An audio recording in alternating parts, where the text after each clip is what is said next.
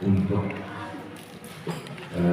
diketahui saja kronologinya itu saya membuka akun Facebook, kemudian di antara teman Facebook itu Ustaz Ahmad Syarif, tapi namanya di sana bukan Ahmad Syarif, ASN. Nah, itu sering nge-like, komen, share, yang kemudian dilanjut dengan tanya jawab. Jadi ketika ada pertanyaan saya jawab terus, yang akhirnya karena sering dan cukup lama berteman, ya minta didoakan agar supaya pondok pesantrennya itu banyak santrinya.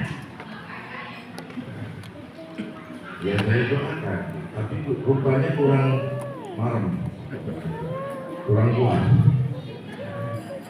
Dan dia minta ijazah amalan. Maka saya katakan kalau ijazah amalan ya nggak bisa lewat Facebook, harus berhadapan langsung sesuai dengan sunnah para kiai, para aulia.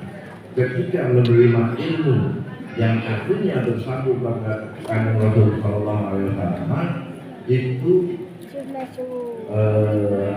face to face, berhadapan-hadapan.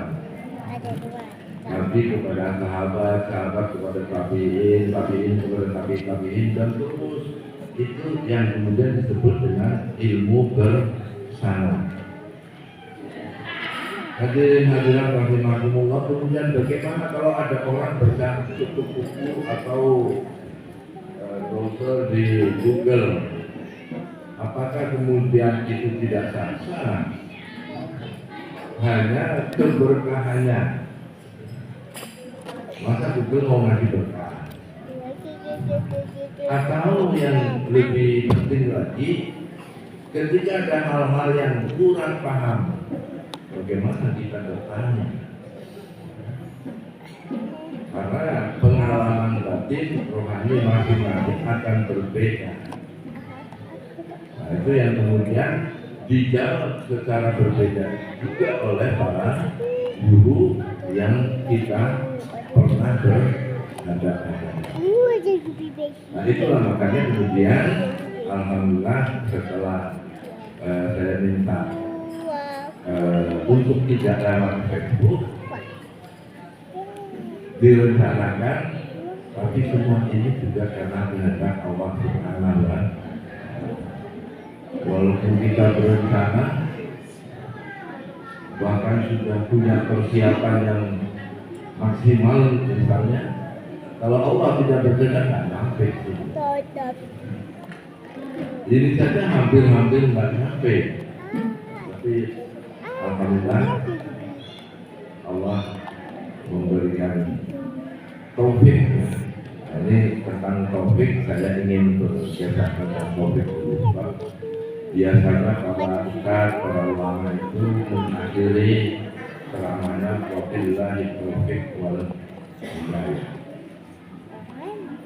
Taufik itu adalah kebersamaan kehendak Allah dengan kehendak kita.